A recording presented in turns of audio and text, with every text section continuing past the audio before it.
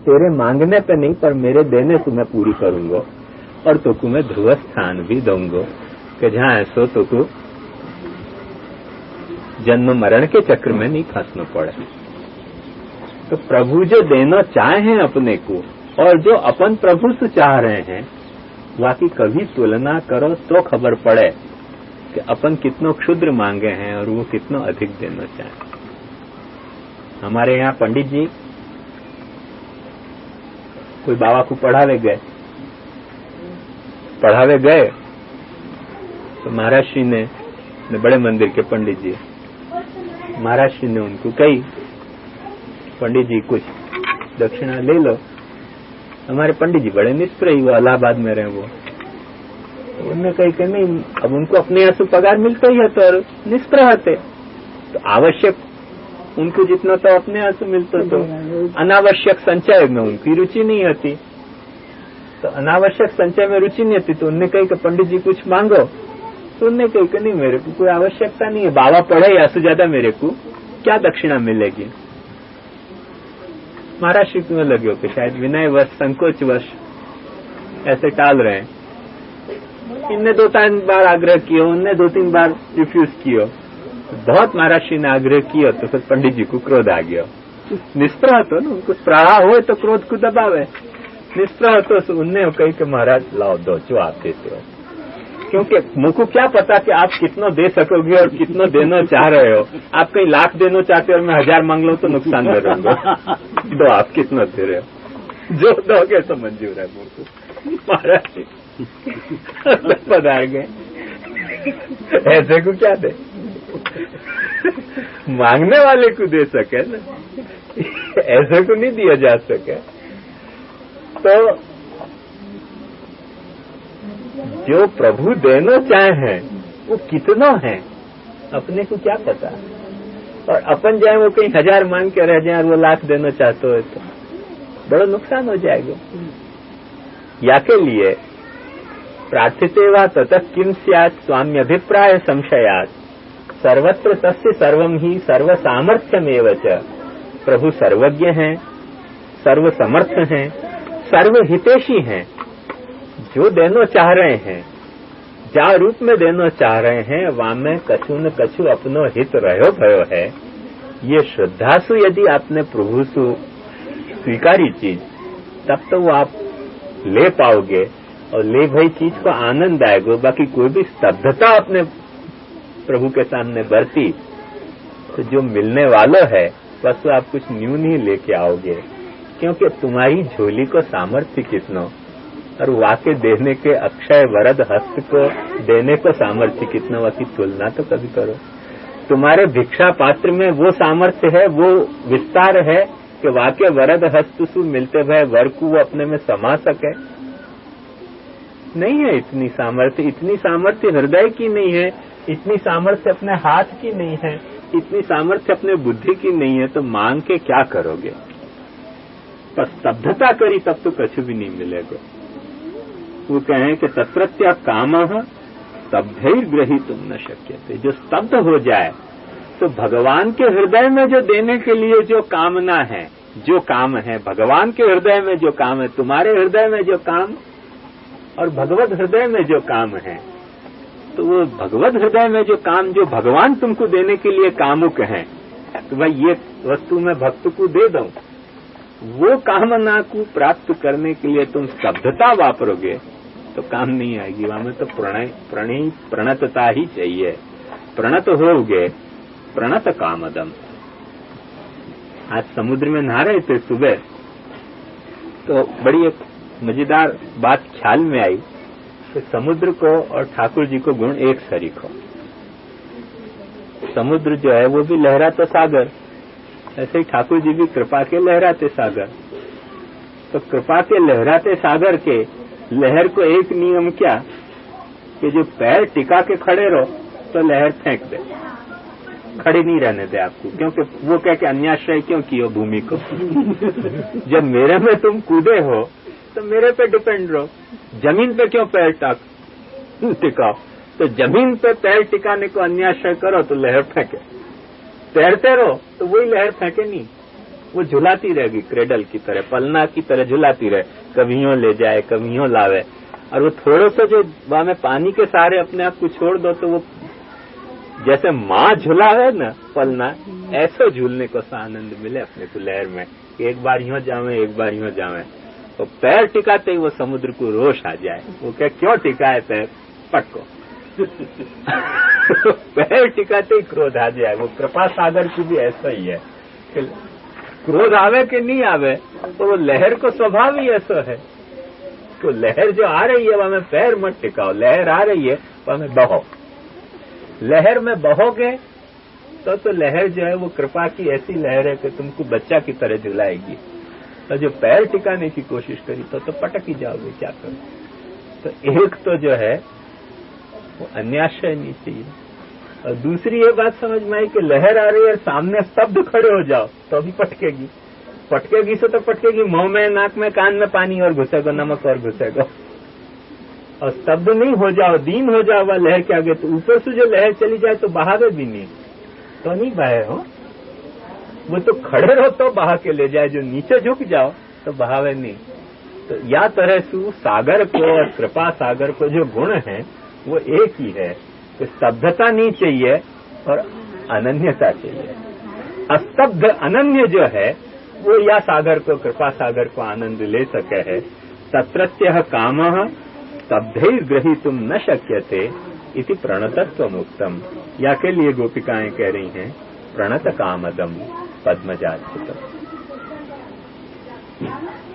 धर्म रूपता निरूपिता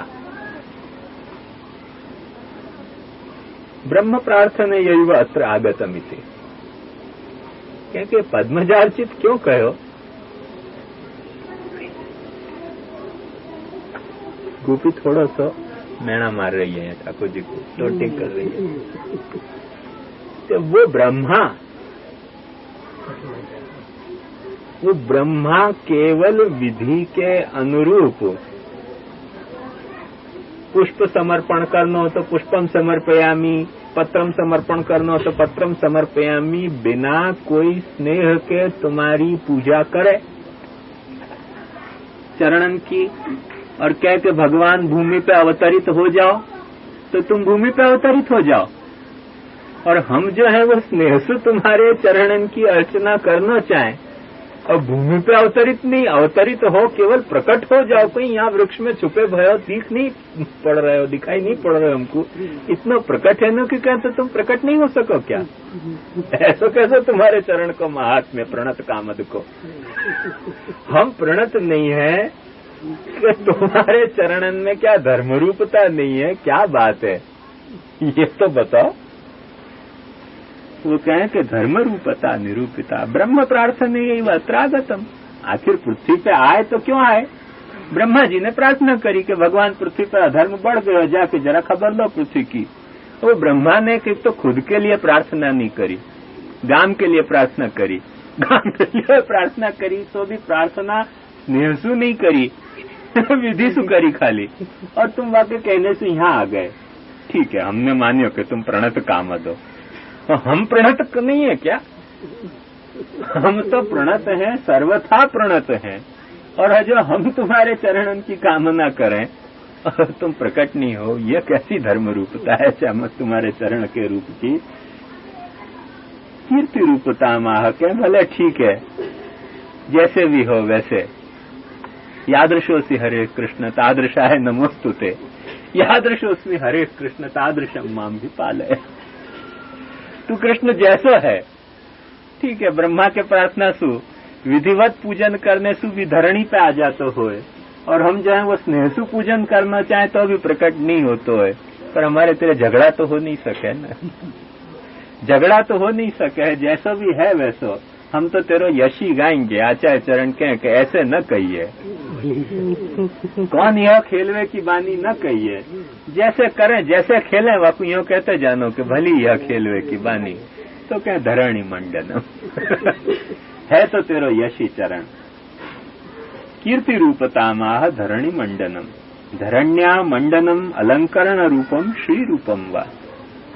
ये एक एक धरणी पे जा वक्त तू चरण रखे और एक एक चरण के जो निशान पड़े वो निशान क्या है? पृथ्वी के श्रृंगार हैं।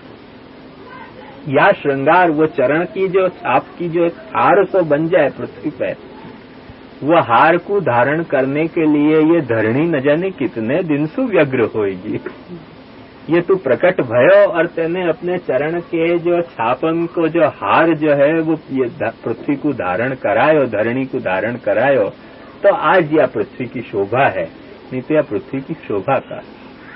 अहो अमी देव वहां कहे ना भारत भूमि के लिए, हाँ, कि भारत की भूमि धन्य है, जहाँ सो देवताएं भी यह भूमि की जो है वो स्तुति करे हैं। वहाँ को कारण क्या? क्योंकि यहाँ कृष्ण को अवतार भयो है। या धरणी ने वा धरणीधर के चरण को जो को अपने हृदय पर धारण किया है हार के रूप में, या से ज्यादा और भारत की महिमा क्या?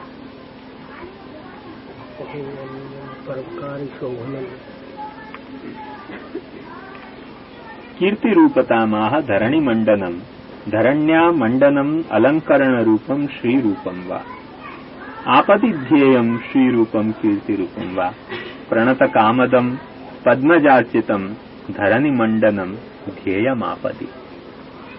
क्योंकि धरणी पे कुछ आपत्तियां आई, धरणी व्यग्र होने लगी, ब्रह्मा जी ने प्रार्थना करी, तू प्रकट हो गयो। आपातकाल में यदि कोई भी ध्येय वस्तु है तो तेरो चरण ही ध्येय है, और काय को ध्यान करे छी। यही जो है वो तेरी कीर्ति है कि आपातकाल में ध्येय स्वरूप तेरो एक चरण ही है। पंकज साम्यात स्वरूपोत्कर्षः उक्त शंतमम कल्याणतम। क्या है?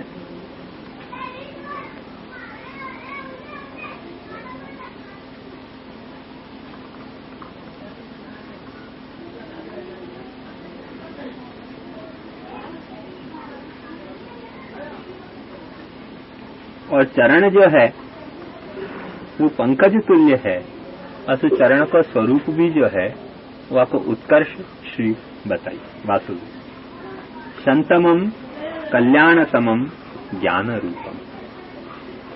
शंतम है, कल्याणकारी तेरो चरण है। कल्याण जो है वो ज्ञान सुमान्य जाय है, या के लिए ज्ञान को भी जो है वो महात्म्य तेरे चरणारविंद में है। आर्तिहन इति संबोधनात् ते चरण पंकजम इति संबंध निरूपणात् वैराग्य युक्तंच।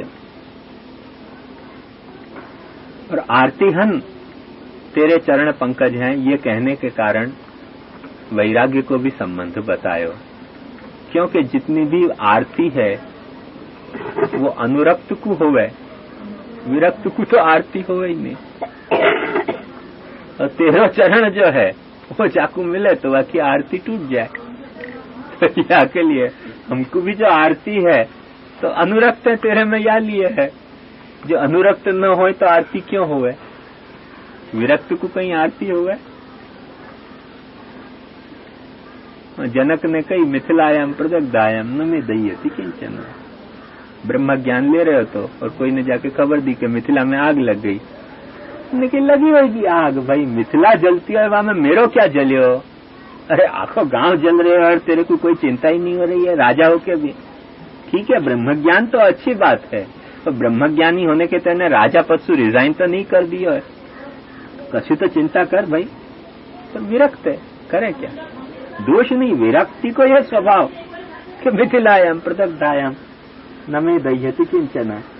तो वह न्याय सु वो कहे कि और आरती जो है हमको अनुरक्ति के कारण हुए, और तेरे जाकू चरण मिल जाए बाकी सारी आरतियां दूर हो जाएं, तो तेरे चरण में वैरागी गुण है कि नहीं बता।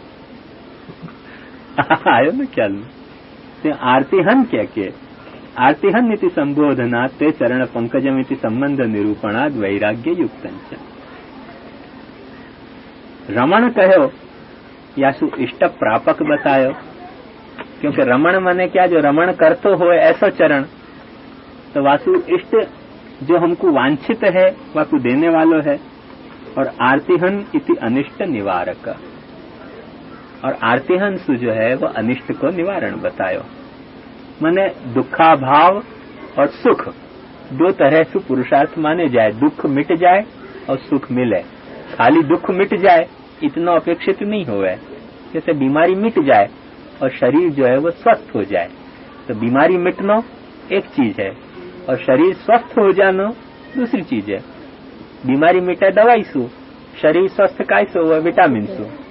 ऐसे ही जो है वो भगवान के चरणन में दोनों प्रकार के गुण हैं।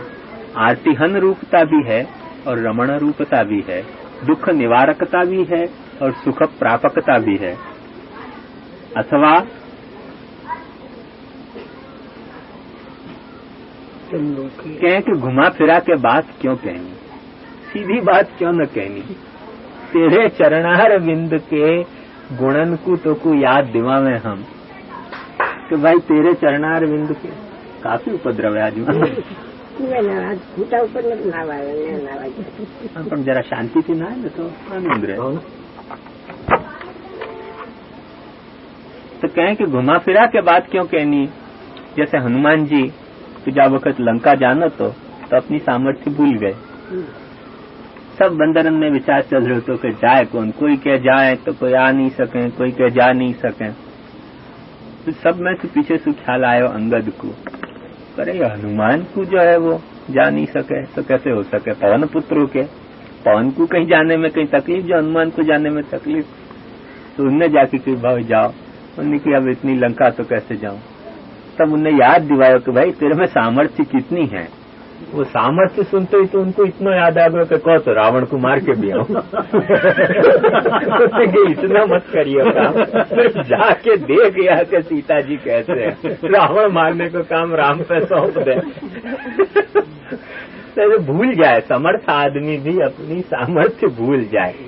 तब ये गोपिकाएं याद दिवा में कि तेरे चरणन में ऐश्वर्य है, वीर्य है, यश है, श्री है, ज्ञान वैराग्य है।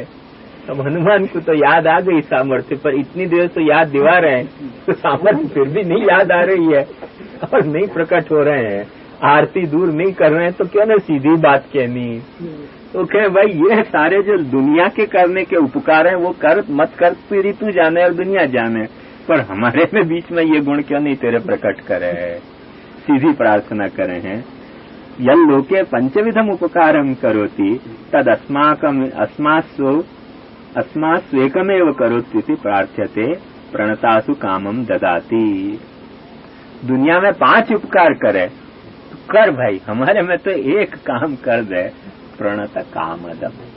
और कोई उपकार नहीं चाहिए। हम प्रणत हैं या में तेरे को संदेह होए तो बता, तू कामद नहीं है या में तेरे को कोई संदेह हो तो बता। हम दोनों बात तेरे को कह दें, हमारी भी खुलासा स्वरूप याद दिवा दें, तेरा स्वरूप तो को याद दिवा दें। दोनों स्वरूप याद आने के बाद फिर क्या कमी रह जा रही है।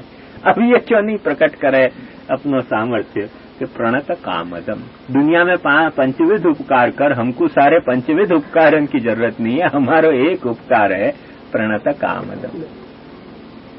प्रणतासु कामम ददाति तत्पूर्व मुक्तम मनसी न स्मरम वीर यच्छसि। और वह बेचारी पहले वाली गोपिका ने कही है कि मनसी न स्मरम वीर यच्छसि, तो तू जब स्मरम यच्छसि है तो क्यों नहीं ऐसा तदनुरूप प्रकट हुए है। प्रकर्षेण नम्रेषु वह कामम द्यति ही खंडयति। तो कहें भाई यच्छसि प्रणत कामदम को अर्थ एक ये हो सके कि प्रणत को काम को देने वालों है। तो पहले वाली गोपिका ने कही कि कामप्रद है तू, है तो क्या भयो। तो कहे है सु नहीं काम चले। कामद को दूसरा अर्थ एक ये भी हुआ है कि कामम द्यति खंडयति, काम को जो खंडित कर दे। तो जो काम तेने जगायो है, जो आग तेने लगाई है हमारे हृदय में, वह को बुझा तू, वाह अर्थ में कामद ले। यूं मान के संतोष मत हो जा कि हाँ कामद तो काम है, तो तुम्हारे तो हृदय में मेरे को दर्शन की कामना है ही, चलो बस तथास्तु। ऐसे नहीं, इतने में तथास्तु नहीं चलेगी। जैसे गणपति जी में और व्यास जी में या वक्त महाभारत लिखवाने को कार्यक्रम चल रहे हो तो लोक कथा है बहुत करके, शास्त्रीय कथा तो नहीं है। तो वा बखत व्यास जी को बड़ो लोभ आ गया। गणपति जी जैसा लेखक प्रसन्न होकर अपनी महाभारत पूरी लिख दे और प्रसन्न हो गए तो एक आध चले लगे हाथ वरदान मांग ले गणपति जी से। तो गणपति जी सुनने कही कि महाराज प्रसन्न हो गए, उनने की हो गए महाभारत लिख के प्रसन्न। उन्होंने कि एक वरदान दे दो कि या जा क्षेत्र में अपन ने महाभारत लिखी जहां व्यासाश्रम हो तो यहाँ जो भी मरे वाको मुक्ति मिल जाए। गणपति जी को भयो कि ये महात्म्य तो शिव को, काशी को, अरे यदि या ठिकाने के दे दें तो अपने पिता की जो महात्म्य वहां में त्रुटि आ जाए। उनके ना भी पाड़े तो प्रसन्नता की कमी दिखे। बहुत विचार करके गणपति जी ने कही क्या कही, तो व्यास जी ने कही कि महाराज यूं कही तो या क्षेत्र में जो मरे वाको मुक्ति मिल जाए। गणपति जी ने फिर पूछी क्या कही, उसने फिर कही कि महाराज यूं कह रहे हो कि या क्षेत्र में मरे वाको मुक्ति मिल जाए। तीसरी बार गणपति जी ने पूछी क्या कही, तो व्यास जी को क्रोध आ गया। उन्होंने कहा या क्षेत्र में मरे तो गधा हो जाए। उन्होंने कही तथास्तु।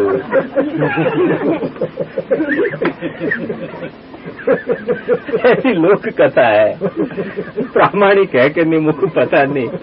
वहां ऐसे तो क्षेत्र को ऐसे 3 वक्त पूछे तो क्रोध आ गया। तो क्रोध के वश जो है मन में से गाली निकल गई, गाली निकली और उन्होंने कही तथास्तु। तो काशी को महात्म्य बने रह गयो या कारण सुन, नहीं तो काशी को महत संकट में आ गया। तो ऐसे ये कह के कामदम भगवान कहते तथास्तु, जाओ कामना तुम्हारे मन में दी तो और तकलीफ दे दोगे महाराज। तो हम कामदम को अर्थ स्पष्ट समझा दें तुमको, कैसी गणपति की तथास्तु नहीं हो जाए। तो कामदम को मतलब हमारा काम देने वालों नहीं, पर कामम द्यति, काम को जो खंडित करते हो, काम को नष्ट करते हो, ऐसो जो है वो तुम्हारो चरण प्रकट करो कि जो हमारा ये काम जो है, हमारी जो लालसा है ये खंडित हो जाए, टूट जाए, ये काम रह न जाए, क्योंकि ये बहुत तकलीफ है।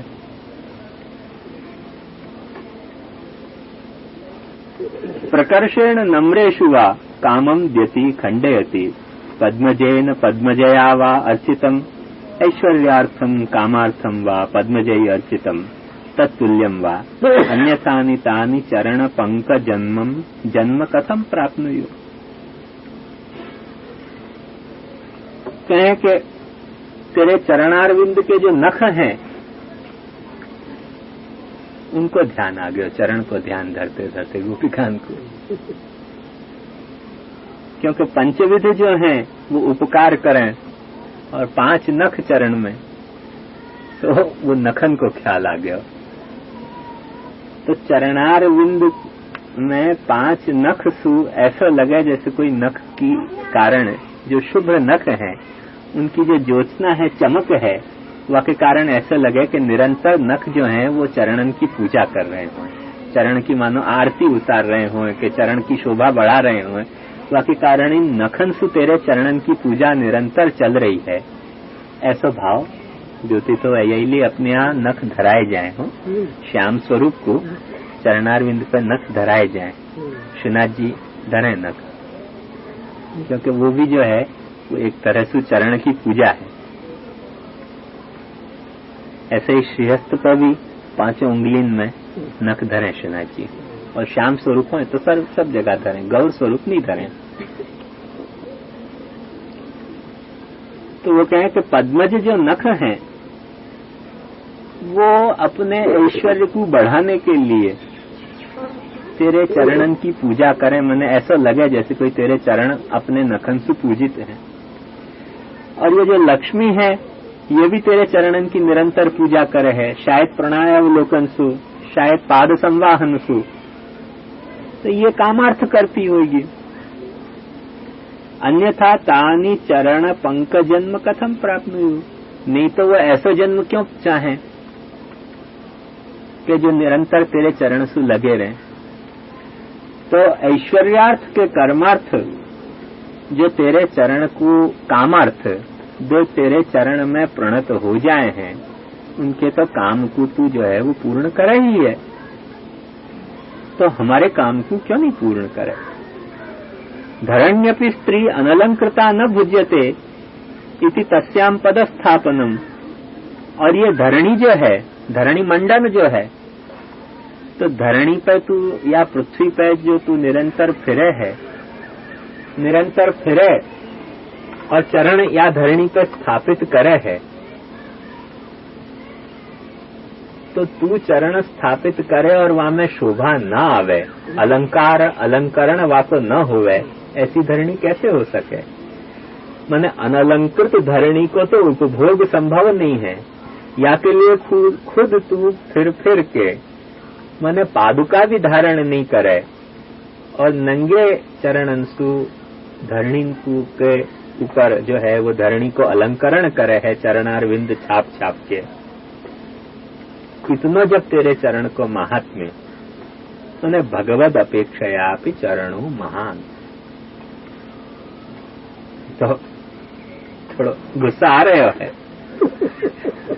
कह रहे तेरे बजाय तो तेरे चरण अच्छे,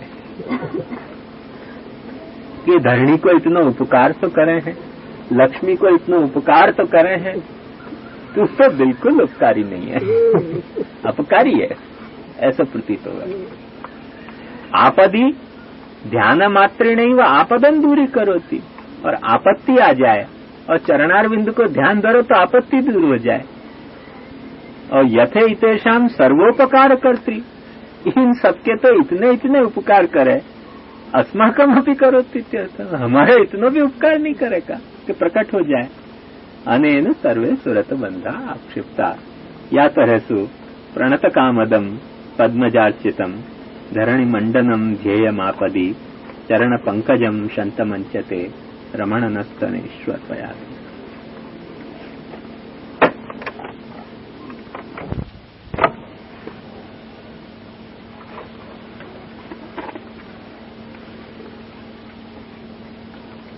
थोड़ा सा अपना जो क्रम है वो अपन निर्वाह कर लें। बीच में टिप्पणी छूट गई थी, यहाँ 2 श्लोकन में थोड़ी सी कुछ टिप्पणी है, तो वो अपन बहुत संक्षेप में उनको एक वक्त अवलोकन कर जाए। दिन परीक्षये नीलकुंतलै वनरुहाननं बिभ्रदावृतम् धनरजस्वलं दर्शयन् मुहुर्मनसि न स्मरं वीरयच्छसि। या कारिका में एक बात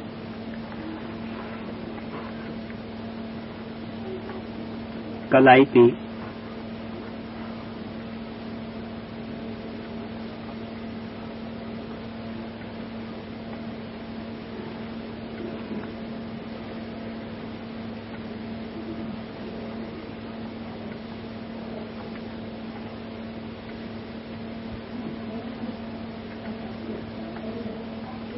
यदि मुख सम्मार्जनं कृत्वा समागच्छेत् तदा प्रसन्न मुख दर्शनात् ज्ञानं वा भवेत्। धन संबंधी रज इति काम एव न तो क्रोध।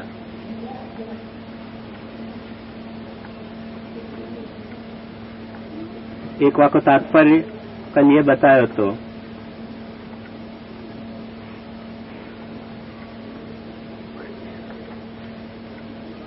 कि मुख सम्मार्जन करके आते परिश्रम दूर हो जातो, तो केवल ज्ञान हो तो स्नेह नहीं हो तो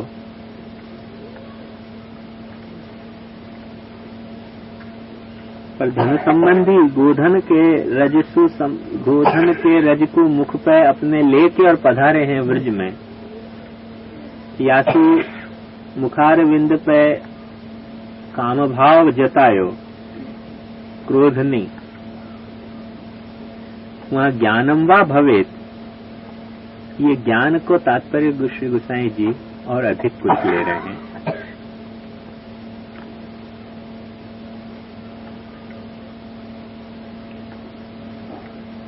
बहुत सुंदर।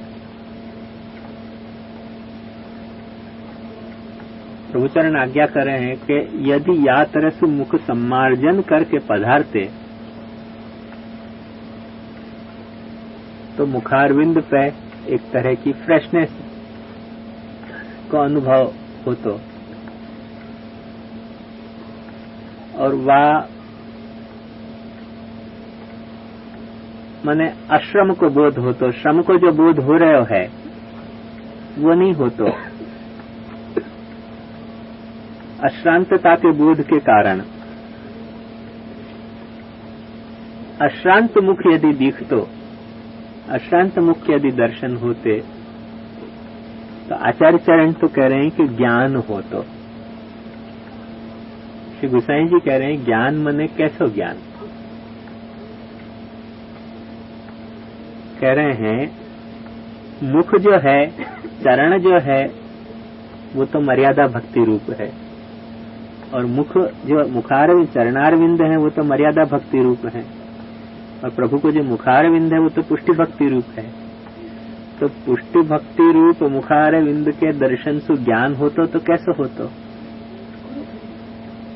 ऐसा ज्ञान हो तो कि केवल स्नेह रस को अनुभव हो तो जो स्नेह रस तो है ही कुछ भक्तन को भी है प्रभु को भी है पर ये जो श्रृंगार रस को अनुभव है ये नहीं हो पातो। श्रृंगार रस के अनुभावक तरीके गोधन की जो रज है वह को मुखारविंद पे वहन करके धारण करके प्रभु पधारे हैं। ये एक स्वारस्य बहुत सुंदर ज्ञान पद को बतायो जो अपन ने फुट किया या तो ज्यादा श्री गोसाई जी कछु लिखे नहीं है। प्रणत कामदम पद्मजाल चितम में धरणि मंडनम ध्येय मापदे चरण पंकजम शंतमंचते रमणनस्तने स्वरपयाधिहन। या कारिका में अथवा करके जो ये कल्प कहो कि दुनिया के जो तुम जगत के जो उपकार करो हो तुम पंचविध वो पंचविध उपकार हमको नहीं चाहिए हमको केवल एक विध उपकार करो के प्रणत कामद ता तुम्हारी जो है वो निभाओ। वाको भाव स्फुट करे हैं कि लौकिक काम खंडन ऐश्वर्य स्वकाम दान अलंकरण आपद दूरीकरणात्मकम पंचविधम उपकारम करोति। लौकिक कोई भी विषयासक्ति को जो है वो भगवान के चरणारविंद जो है वो लौकिक विषयासक्ति इनको दूर करें। ऐश्वर्य तो उनमें है ही चरणारविंदन में और भगवत जो चरणारविंद में एक वक्त प्रणत हुए वाकु जो है वो भगवान मुख को जो है वो काम जो है वो जागृत हो सके हरेक को अधिकार नहीं। या के लिए चरणारविंद में भगवत काम दात्रिता भी है। लौकिक काम खंडन को सामर्थ्य है लौकिक विषयक जो काम है उनको ये तोड़े हैं और भगवत मुखारविंद की जो कामना है वह को जगाने वाले भी चरणारविंद हैं। मूल यही लिए अपने यहाँ को क्रम आप देखो तो पहले अष्टाक्षर मंत्र दीक्षा दी जाए जैसे चरणारविंद में जीव शरणागत होवे प्रभु के वाके बाद फिर ब्रह्म संबंध दियो जाए। तो अष्टाक्षर की जो दीक्षा है शरणागति की दीक्षा वो चरणारविंद में दी जाती दीक्षा है और ब्रह्म संबंधी की दीक्षा की तुलसी यद्यपि चरणारविंद में समर्पी जाए पर यह बात मत भूलियो कि ब्रह्म संबंध की दीक्षा जो है वो मुखारविंद की भक्ति की दीक्षा है चरणारविंद के भक्ति की दीक्षा नहीं है। और यही से लिए ब्रह्म संबंध लेने के बाद सेवा नहीं पधराई तो भाग्यहीन जीव जेने कणिका नचा की ऊपर रहा देव धिक्कारे मध्यमती कही निंदा दाती। ब्रह्म संबंध लेने के बाद तो भगवत सेवा करनी और करनी ही चाहिए। भगवत सेवा छोड़ के और ब्रह्म संबंध लेनो ये पद्धति खराब बहुत नुकसान भयो पुष्टि मार्ग को। यासु सब लोग ब्रह्म संबंध को ऐसे समझ गए जैसे कोई पुष्टि मार्ग को जो है वो ट्रेडमार्क को एक बार ब्रह्म संबंध ले लियो तो बस तर जाओगे। अरे तरने के लिए ब्रह्म संबंध है ही नहीं। ठाकुर जी के साथ तैरने के लिए ब्रह्म संबंध है तरने के लिए थोड़ी ब्रह्म संबंध है। या भक्ति रस में ठाकुर जी और आप साथ तैरो पार कहीं नहीं जाना है यहीं तैरते रहना है भक्ति रस में बाहर जाने वाले के मार्ग तो सब दूसरे, ज्ञान के, मर्यादा भक्ति के, कर्म के, उनमें पार पहुंचने की चिंता। आप कहाँ जाओगे, काय चीज के पार पहुंचोगे? जब भक्ति रस आपको यहाँ मिल रहे हो है, जब प्रभु आपकी सेवा यहाँ अंगीकार कर रहे हो, तो काय से पार होने चाहो? श्री गुसाई जी को एक वक्त वैराग्य आ गया। वैराग्य आ गया, श्री गुसाई जी ने कही कैसा आज हमारे भगवा कपड़ा रंग रखो, घर छोड़ के जाएंगे। नवनीत प्रिया वार्ता में आवे कि नवनीत प्रिया जी को जब ये बात खबर पड़ी तो नवनीत प्रिया जी ने अपना तनिया भी दियो गिरधर जी को, ये तनिया भी भगवा रंग में रंगो। तो जब वो भगवा रंग के कपड़ा सूखे तो गुसाई जी के कपड़ा सूखे और बाजू में नवनीत प्रिया जी को छोटो तनिया भी भगवा रंग में रंगे हुए। तो गुसाई जी ने लौट के आके जब देखे कि ये क्या, उन्होंने कि नवनीत प्रिया जी की आज्ञा भई है। अब वो दरअसल नवनीत प्रिया जी ने आज्ञा करी कि नहीं करी, पर गिरधर जी की चतुराई होती, क्योंकि गिरधर जी को जो है वो वैराग्य के रहस्य को जाने न। तो गिरधर जी की चतुराई होती कि क्या होती, पर वो तनिया जब देखो बाजू में सुख तो होगी, श्री गुसाई जी को वैराग्य से वैराग्य आ गया। कि कौन के लिए वैराग्य लेना? जब ठाकुर जी घर में साथ विराजे तो वैराग्य तुम्हारे पे कौन सा तिलक ज्यादा लगाएगा? जो वैराग्य प्राप्त करके भी जाको प्राप्त करना है वही तो है। अब बिना वैराग्य प्राप्त किए जब कच्छ अपने यहाँ आचार्य चरण ने ये सामर्थ्य दी कि ठाकुर जी तुम्हारे घर विराजे, और वह ठाकुर जी के तो चरणार विंद में ऐश्वर्य वीर यश श्री ज्ञान वैराग्य विराजे, तो कौन से वैराग्य? एक वक्त तिलक लगा लो तो सिद्ध हो जाएगा वैराग्य। माथे पे ऊर्ध्वपुंड धारण करो, वहां में ऐश्वर्य वीर ज्ञान वैराग्य सब कुछ आ जाएगा। कहाँ भाग के जाओगे? और भगवान के जा वक्त प्रभु के साथ रह रहे हो, प्रभु की सेवा के लिए रह रहे हो घर में, और कौन सा वैराग्य चाहिए? वैराग्य के लिए कभी तो मठ बनाओगे, फायदा क्या होगा? वैराग्य करके विशेषणाएं बढ़ जाएंगी तो फायदा क्या होगा? कोई फायदा होगा नहीं। या के बजाय घर में जो है वो ठाकुर जी के साथ क्यों नहीं विराजनो? तो पार वार जाने को मार्ग अपना नहीं, पार जाने को मार्ग तो ज्ञानी को, विरक्तन को, मर्यादा भक्तन को। पुष्टि मार्ग में तो जो है वो भगवत सेवा ही मुख्य है। भगवदीयत्वेन परिसमाप्त सर्वार्था।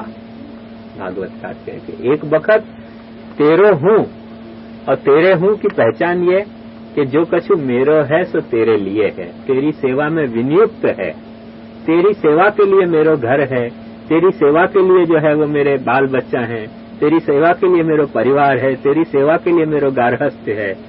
मने मम नाथ यदस्ति योस्मे हम सकलं तद्धि तवैव माधव नियत स्वमति प्रबुद्धि अथवा किन्नु समर्पयामि ते। जो भी कुछ मेरो है, जो भी कुछ मैं हूँ, सकलम तद्धि तवैव माधव, सब तेरो ही है। कहे तो ज्ञानी भी यही बात, पर देवे का होवे का वहाँ के पास सिवाय भगवा कपड़ा के जो देवे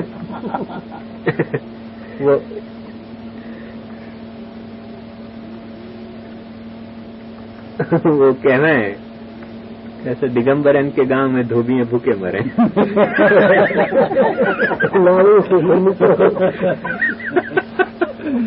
कहा तो नावे, कहा निचोड़े गांव दिगंबर को, सब बेचारे धोबी भूखे मरे।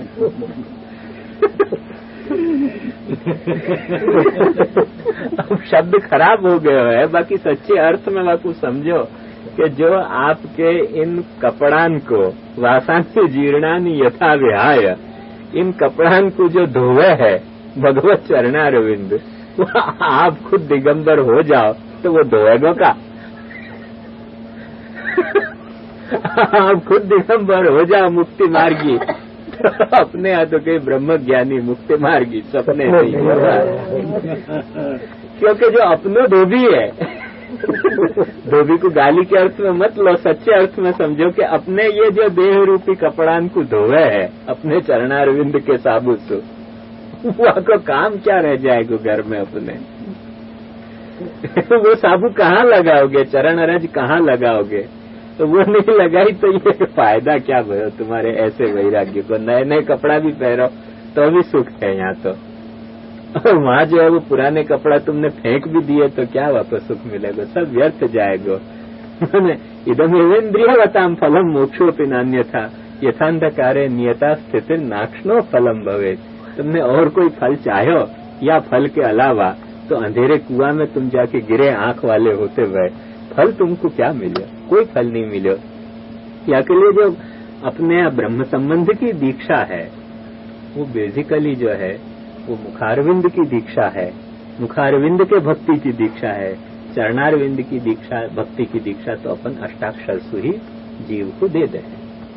और या के लिए जो सेवा न करना चाहते हों उनको केवल अष्टाक्षर मंत्र ही लेना चाहिए, ब्रह्म संबंध नहीं लेना चाहिए कभी। क्योंकि वासु जो है वो प्रभु को भी परिश्रम है, श्रीमद आचार्य चरण को भी परिश्रम है, और मार्ग की शोभा में जो है वो बिगाड़ आवे। या तरह के 2-4-10 जीव आज तो बहुत बढ़ गए, अब तो 2-4-10 कहना शर्म आवे।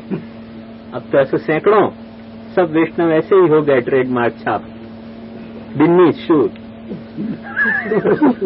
तो आवे ना, Binny suit, Mafatlal suit, shooting, ये सब मफतलाल शूटिंग पैदा हो गई घर में पुष्टि मार्ग में। कोई जो है वो सेवा करे नहीं, अब ब्रह्म संबंध ले जाए मफत में, ये सब मफतलाल शूटिंग है, ये सूट नहीं हुआ है पुष्टि मार्ग में। ये बात ध्यान रखो, अनसुटेबल ये शूटिंग है ये मफतलाल शूटिंग जो है ये अच्छी शूटिंग नहीं है, पर ये चलने के लिए क्या करें? या तो बड़ा मार्ग की क्षति थी, बहुत क्षति थी मार्ग की। यदि मार्ग जिएगो पुष्टि मार्ग तो वही जिएगो कि जिनके घर में भगवत सेवा विराजे है। और यदि मार्ग तिरोहित भयो तो उन वैष्णवन के और उन महाराजन के पाप से तिरोहित होगो कि जिनने ब्रह्म संबंध दियो और जिनने ब्रह्म संबंध लेके सेवा नहीं करी। ब्रह्म संबंध नहीं लेना अपराध नहीं है, फिर यह बात को साफ समझ लीजिए। पर ब्रह्म संबंध लेके सेवा नहीं करना सबसे बड़ा अपराध है पुष्टि मार्ग में।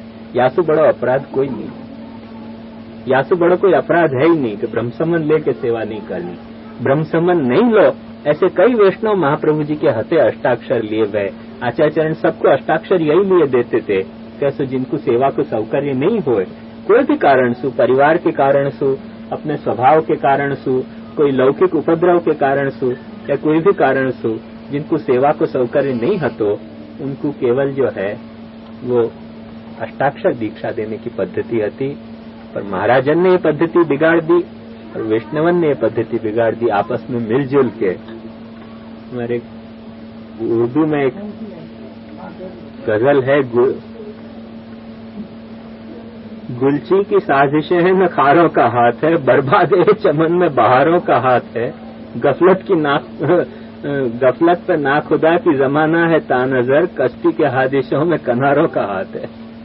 मने जो बागीचा उजड़ो वहां न तो मालिक को गुनाह तो न ऐसो कांटन को गुनाह, तो ये बगीचा उगड़ो या में जो गुनाह है ये वसंत ऋतु को गुनाह है।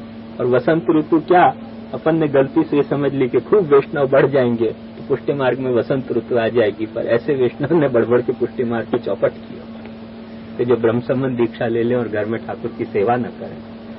दीक्षा लेने के बाद जो है वो सेवा नहीं करनी, या तो बड़ो अपराध का, कोई बड़ा अपराध नहीं। हत्या करो तो छोटो अपराध है कोई को, पर ये ज्यादा भयंकर अपराध है। अब करें क्या? वो वसंत के बहाने अपन ने सोची कि जितने कूदो लौट बढ़ाओ, मास प्रोडक्शन करो। मास प्रोडक्शन में क्वालिटी चीप हो गई। मास प्रोडक्शन में अपन अपनी क्वालिटी मेंटेन नहीं कर पाए, मास प्रोडक्शन में अपन ने अपनी क्वालिटी चीप कर दी। ये मास प्रोडक्शन की अपने को जरूरत नहीं है। थोड़ा सा क्लास अपने यहाँ प्रोड्यूस किए हो तो 1-2 वैष्णव होते सेवा करने वाले, बाकी मास अष्टाक्षर जपने वाली होती तो कोई नुकसान नहीं तो पुष्टि मार्ग को। तो ब्रह्म संबंध लेके और ये मास प्रोडक्शन जो भयो यह सब मैंने बर्बाद है चमन में बहारों का हाथ है। ये जो बाहर आई ये वैष्णवन के ब्रह्म संबंध लिए वह वाने ये सत्यानाश किया संप्रदाय को। वाने अपने हमारी आदत बिगाड़ी, वाने तुम्हारी आदत बिगाड़ी, वाने संप्रदाय की आदत बिगाड़ी। और जो एक इतना महामंत्र, एक इतने बड़े पथ पर चलने को जो एक महाप्रभु जी को प्रक्रम, एक महाप्रभु जी को वरदान, महाप्रभु जी की एक योजना, वो सब अपन ने चौपट करके रख दी एक छोटी सी मिस्टेक के कारण। कि अपन ने ब्रह्म संबंध को इतना चीप बनाया। ब्रह्म संबंध इतना चीप नहीं है, तो ब्रह्म संबंध बहुत महत्वपूर्ण बात होती। तुम यह बात को ध्यान से सुनिए, तुमने लियो है तो ब्रह्म संबंध लेकर सेवा करनी ही चाहिए, नहीं तो ब्रह्म संबंध लेनो नहीं। मैंने वामे आवे है हमको एक ने कही, मैं नाम नहीं बताऊंगा, कैसे तुम्हारा काम है ब्रह्म संबंध देना, तुम ब्रह्म संबंध दे दो, फिर हम और ठाकुर जी निवट लेंगे आपस में। तुम ब्रह्म संबंध हमको करवा दो, फिर हमारे और ठाकुर जी को हम समझ लेंगे आपस में, तुम्हारी कोई जरूरत नहीं है वहाँ में। हमने कही तुम तो आपस में समझ भी लोगे ठाकुर जी से, पर महाप्रभु जी ने कही है कि जो बिना विचारे या तेरे से या दीक्षा को देगा वो अजगर बनेगा और चेलाएं सब चींटी बन जाएंगे। तो मैं अजगर बनूं और तुम मेरे को खाओ अगले जन्म में, ऐसी भयंकर कल्पना मेरे को नहीं अपने मन में लानी है। क्यों तुम चींटी बनो, क्यों मैं अजगर बनूं, मैं सुखी हूँ बिना ब्रह्म संबंधी है, तुम क्यों खाने के लिए मेरे को भूखे हो इतने, तुमको जासु ब्रह्म संबंध लेनो लो, मैं अजगर योनि में पढ़ना नहीं चाहूँ, मैं अपनी या योनि से प्रसन्न हूँ। स्पष्ट कहो है अविचारित दानेन स्वयं दाता विनश्यति। तुम जहाँ महाराज से ब्रह्म संबंध लो वह महाराज को अहित करो, यदि सेवा नहीं करो तो। जा दिन तुमने ब्रह्म संबंध ली और घर में सेवा नहीं पधराई, वह दिन तुमने अपने गुरु को अहित कियो। तुम्हारो हित अहित तो तुम्हारा ठाकुर जी से संबंध हो तो तुम जानो, तुम